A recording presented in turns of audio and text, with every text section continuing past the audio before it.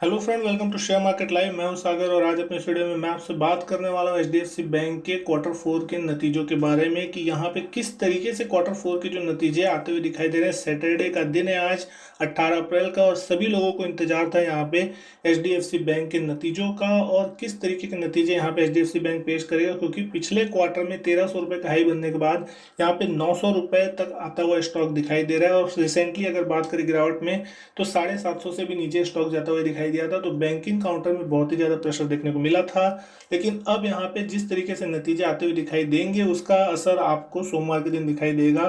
तो आपकी स्क्रीन पे दोस्तों यहाँ पे मार्च क्वार्टर के जो नतीजे हैं वो आते हुए दिखाई दे रहे हैं। तो यहाँ पे जो 31 मार्च को जो क्वार्टर खत्म हुआ है उसके क्वार्टर फोर के नतीजे सामने हैं और ये जो भी आंकड़े होंगे वो सारे आंकड़े होंगे लाख रुपए में।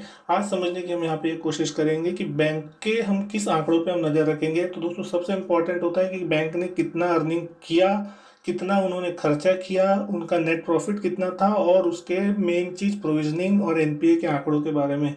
तो दोस्तों यहाँ पे अगर हम बात करें कि कितना इंटरेस्ट यहाँ पे बैंक ने टोटल कमाया है इस बार, तो यहाँ पे ABCD यानी कि टोटल जो इंटरेस्ट और इन्वेस्टमेंट और साथ ही साथ आरबीआई और इंटरेस्ट ऑन बैलेंस और सारी चीज़ों को अगर हम देखें तो ये जो टोटल नंबर निकल के आ रहा है वो आ रहा है 29,885 करोड़ रुपए, जो कि लास्ट ईयर में था तकरीबन 26,333 करोड़ रुपए। तो यहाँ पे जो इंटरेस्ट अर्निंग का जो आंकड़ा है वो लास्ट ईयर के मुकाबले बहुत ही अच्छा आता हुआ दिखाई दे रहा है। और अगर इसको पिछले क्वार्टर से हम कंपेयर करते हैं तो पिछले क्वार्टर में जो इसका आंकड़ा था तकरीबन 29,369 करोड़ था। तो क्वार्टर दर क्वार्टर बोले या फिर साल दर साल की हम बात करें, यहाँ पे आंकड़ा जो है इंटरेस्ट अर्निंग का वो अच्छा खासा बढ़ता हुआ नजर आ रहा है। और अगर बात कर ले अदर इनकम की यहाँ पे कि जो बैंक की जो अदर इनकम होती है वो किस तरीके से कामकाज करती हुई दिखाई दे रही है, तो जो अदर इनकम का आंकड़ा है वो आया है 6,032 करोड़ का, जो कि लास्ट ईयर था लगभग 4,871 करोड़ और लास्ट क्वार्टर में तकरीबन था 6,669 करोड़ के आसपास का। तो यहाँ पे अगर हम उसको टोटल इनकम वन और टू की अगर बात करें कि कितना इंटरेस्ट कमाया और टोटल इनकम कितनी हुई अदर इनकम की, तो वो आंकड़ा जो निकल के आ रहा है वो आ रहा है 35,917 करोड़ रुपए का इस क्वार्टर में, जो कि लास्ट ईयर था 31,204 करोड़। तो लास्ट ईयर के मुकाबले यहाँ पे जो आंकड़ा है वो अच्छा खासा बढ़ता हुआ दिखाई दे रहा है। लेकिन अब जो हम सेकेंडरी बात करेंगे वो बात करेंगे यहाँ पे कि कितना यहाँ पे इंटरेस्ट इन्होंने खर्चा किया, इंटरेस्ट एक्सपेंड हुआ। तो यहाँ पे अगर हम बात करते हैं इंटरेस्ट एक्सपेंडेड की, तो यहाँ पे ये आंकड़ा जो निकल के आ रहा है तकरीबन 14,000 यहाँ पे 14,681 करोड़ रुपए का यहाँ पे इंटरेस्ट एक्सपेंडेड होता हुआ दिखाई दिया है, जो कि पिछले साल था लगभग 13,243 करोड़। तो यहाँ पे इंटरेस्ट भी इन्होंने ज़्यादा पेड किया है यहाँ पे। और अगर यहाँ पे हम ऑपरेटिंग एक्सपेंसेस की अगर बात कर ले, जिसमें 1 और 2 एम्प्लॉय कॉस्ट और अदर ऑपरेटिंग एक्सपेंसेस को भी गिन ले, तो यहाँ पे जो टोटल आंकड़ा निकल के आ रहा है वो आ रहा है 8,277 करोड़ के आसपास, जो कि लास्ट ईयर था तकरीबन 7,117 करोड़। तो यहाँ पे इनकी एक्सपेंसेस भी थोड़ी बढ़ती हुई दिखाई दे रही है। तो अगर हम इस सभी चीज़ों को अगर राउंड फिगर निकालने की कोशिश करें और जो बीच का डिफरेंस निकलता है चौथे और पांचवें नंबर के बीच का, तो ये आंकड़ा आपका निकल के आता है 22,958 करोड़ रुपए, जो कि पिछले साल था तकरीबन 20,360 करोड़ रुपए। तो यहाँ पे जो इनका टोटल एक्सपेंडिचर निकल रहा है एक्सक्लूडिंग प्रोविजनिंग और कॉन्टीजेंसीज को निकालने के बाद भी वो पिछले साल के मुकाबले अच्छा दिखाई दे रहा है। लेकिन अब अगर अब सबसे इम्पोर्टेंट आंकड़े की बात कर ले तो वो आंकड़ा होगा प्रोविजन और कॉन्टीजेंसीज का, जो कि इस साल बढ़ता हुआ दिखाई दिया इस क्वार्टर में।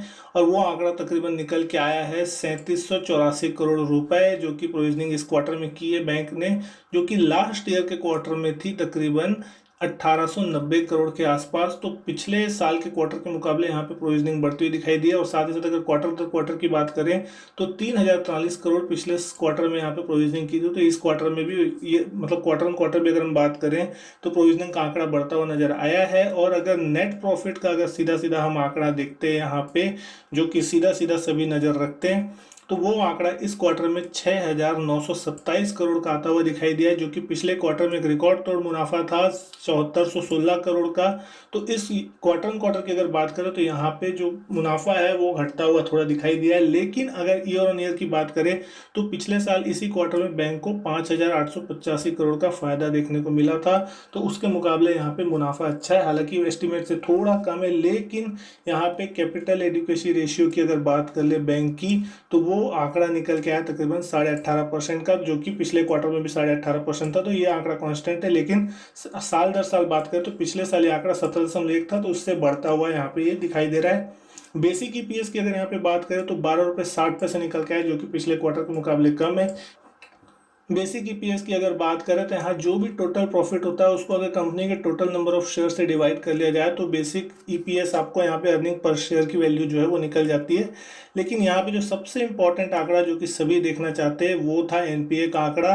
तो दोस्तों यहाँ पे जो ग्रॉस एनपीए का आंकड़ा है, सबसे इंपॉर्टेंट आंकड़ा, यहाँ पे जो आंकड़े में कमी आती हुई दिखाई दे रही है। और ये आंकड़ा इस क्वार्टर में आया है तकरीबन 12,649 करोड़ का, जो कि पिछले क्वार्टर में 13,427 करोड़ था। तो ये एक अच्छी खबर है कि बैंक की ग्रॉस एनपीए में यहाँ पे गिरावट देखने को मिल रही है। और ये आंकड़ा जो है 1.26% हो गया है अगर इसको परसेंटेज टर्म में देखें, जो कि पिछले क्वार्टर में 1.42% हो गया था। और लास्ट ईयर के क्वार्टर में भी आंकड़ा 1.36% था।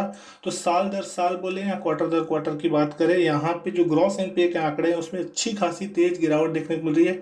तो यहाँ पे ये एक बहुत ही अच्छी खबर देखने को मिल सकती है दोस्तों, कि किस तरीके से यहाँ पे बैंक जो है वो तकरीबन अच्छा खासा कामकाज करता हुआ दिखाई दे रहा है और एनपीए में उसकी कमी आती हुई दिखाई दे रही है। लेकिन वही नेट एनपीए के अगर आंकड़े की अगर यहाँ पे हम बात करें तो नेट एनपीए भी जो है बैंक का कम होता हुआ दिखाई दिया है। 3542 करोड़ इस बार एनपीए आया है नेट एनपीए, जो कि पिछले क्वार्टर में लगभग 4468 करोड़ के आसपास था। और लास्ट ईयर के क्वार्टर में अगर बात करें तो 3214 करोड़ था।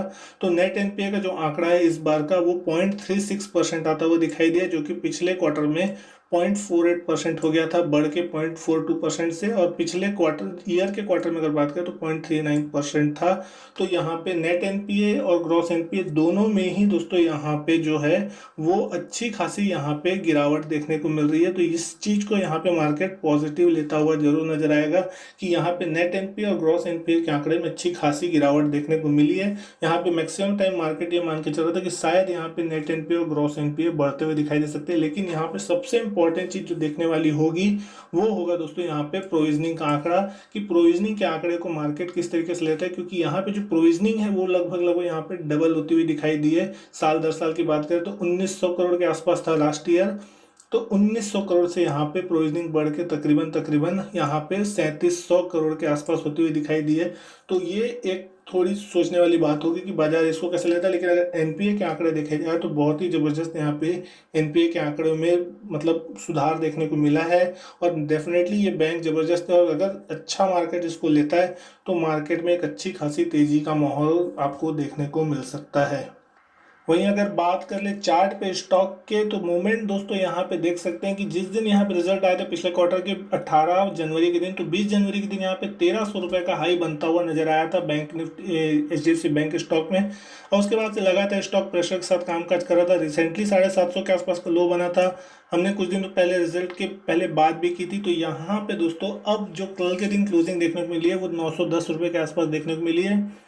अगर ये स्टॉक में अगर हम बात करें तो तकरीबन 1000 रुपये के आसपास तक के लेवल देखने को मिल सकते हैं। अगर ये स्टॉक तकरीबन 940 के 950 के लेवल को अगर सोमवार के दिन डिसाइसिवली निकाल देता है ऊपर की तरफ, तो यहाँ पे एक अच्छी खासी शॉर्ट कवरिंग और तेजी की पोजीशन बनती दिखाई देगी। क्योंकि जिस तरीके से यहाँ पे मार्केट एक बुरे नतीजों को फैक्टर इन करने की कोशिश कर रहा था, तो नतीजे उसके हिसाब से बहुत ही अच्छा है, एक्सेप्शनल अगर हम यहाँ पे प्रोविजनिंग के आंकड़े को छोड़ देते हैं तो। और यहाँ पे जिस तरीके से मार्केट अगर यहाँ पे इसको रिवॉर्ड करता है तो ये स्टॉक तकरीबन 950 से लेके 980 रुपये तक जाता हुआ दिखाई दे सकता है फिर से, अगर ये रिजल्ट अच्छे आते हुए दिख रहे हैं। क्योंकि जिस तरीके से, लेकिन यहाँ पे अगर नीचे की तरफ कोई मोमेंटम आता है तो सबसे बड़ा स्टॉप लॉस का जो लेवल होगा वो 860 865 के आसपास का होगा, जो कि यहाँ पे अभी रिसेंट लो का लेवल लगा हुआ था।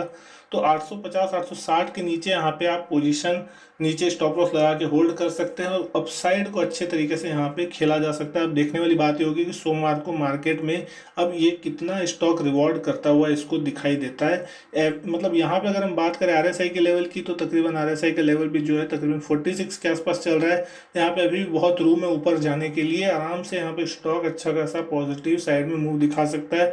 तो दोस्तों अगर बात करें रिजल्ट की, ओवरऑल कंक्लूजन की, तो दोस्तों रिजल्ट बहुत ही अच्छे हैं।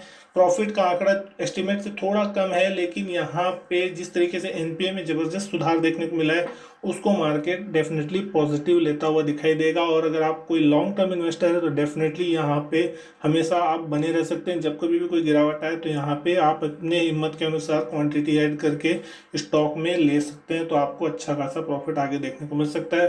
तो दोस्तों बस आज के लिए अपने इस वीडियो में इतना ही। अगर वीडियो अच्छी लगी हो तो लाइक कीजिएगा, शेयर कीजिएगा, चैनल सब्सक्राइब नहीं किया तो चैनल भी सब्सक्राइब जरूर कीजिएगा। जब मैं आपसे मिलता हूं अपने नेक्स्ट वीडियो में, तब तक के लिए good bye and thank you.